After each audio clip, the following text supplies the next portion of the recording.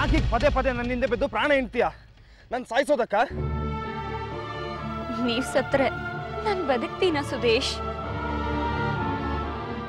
ನೀವ್ ಸತ್ರಿ ಅಂತ ನನ್ ಪ್ರಾಣ ಬಿಟ್ಟವಳು ನಾನು. ಈಗ್ಲಾದ್ರೂ ನಿಮ್ ಕೈ ಹಿಡಿದು ಹೊಸ ಬದುಕು ಬದುಕ್ಬೇಕು ಅಂತ ಬಂದವಳು ನಾನು. ನೀವ್ ನೋಡಿದ್ರೆ ಸಾಯೋ ಮಾತಾಡ್ತೀರಲ್ಲ. ಹೊಸ ಬದುಕಬೇಕಾದವಳು ಹಳೆ ಬದುಕಿನ ಸತ್ಯ ಏನು ಅಂತ ಇವತ್ತೇಳು. ಮಾತು ಮರ್ಸ್ಬೇಡ, ನೇರವಾಗಿ ಉತ್ತರ ಕೊಡು. ಸತ್ಯ ಹೇಳೋದಿಕ್ಕೆ ನಾನ್ ತಯಾರಾಗಿದ್ದೀನಿ, ಆದ್ರೆ ಅದನ್ನ ಅರ್ಥ ಮಾಡ್ಕೊಳೋ ಶಕ್ತಿ ನಿಮಗಿದೆಯಾ? ಮತ್ತೆ ಹೋಗ್ಬಿಟ್ಟು ಈಗ ಮಾತಾಡಿ ಮಾತಾಡಿ ಇರೋ ವಿಷಯನೆಲ್ಲ ಮರೆ ಮಾಡ್ಸ್ಕೊಂಡ್ ಬಂದೆ. ನಿನ್ ಪ್ರೀತಿ ನಂಬ್ಕೊಂಡು ನಿನ್ ಹಿಂದೆ ಬಂದಿದ್ದಕ್ಕೆ ಆಗಿದ್ದೇನು? ನಿಮ್ಮ ಅಪ್ಪ ಅಮ್ಮನ್ ಕರ್ಕೊಂಬಂದ್ರೆ ಪಂಚಮಿ ಅಪ್ಪ ಅಮ್ಮನ್ ಕರ್ಕೊಂಡ್ ಬಂದಿದ್ಯಾ? ನಾನ್ ಕರ್ಕೊಂಬಂದಿದ್ದು ನಮ್ಮಪ್ಪ ಅಮ್ಮನ್ನೇ. ಮತ್ತೆ ಸುಳ್ಳು? ಸುಳ್ಳಲ್ಲ ಸುದೇಶ್, ಅವ್ರು ನಮ್ಮಪ್ಪ ಅಮ್ಮ ಅನ್ನೋದು ಸತ್ಯ.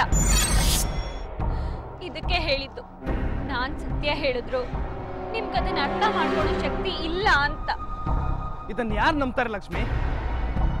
ಪಂಚಮಿ ನಮ್ಮನೆ ಸೊಸೆ, ಸುಶೀಲ್ ಹೆಂಡತಿ, ರಾಮಣ್ಣ ಪಾರ್ವತಿಗಿರೋ ಒಬ್ಳೆ ಮಗಳು. ಒಬ್ಳೆ ಅಲ್ಲ, ಅವ್ರಿಗಿರೋದು ಇಬ್ರು ಮಕ್ಕಳು.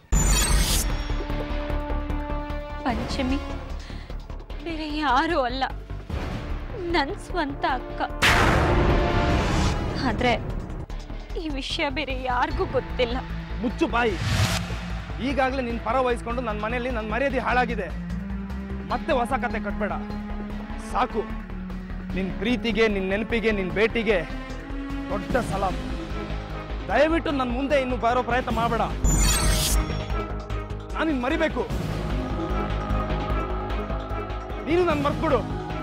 ಸುಳ್ಳನ್ನ ಸುಳ್ರನ್ನ ನಾನು ಯಾವತ್ತೂ ಕ್ಷಮಿಸೋದಿಲ್ಲ. ಸುದೇಶ್, ಸುದೇಶ್, ಸುಳ್ಳಲ್ಲ, ಸುಳ್ಳಲ್ಲ ನಾನು ಹೇಳ್ತಿರೋದು.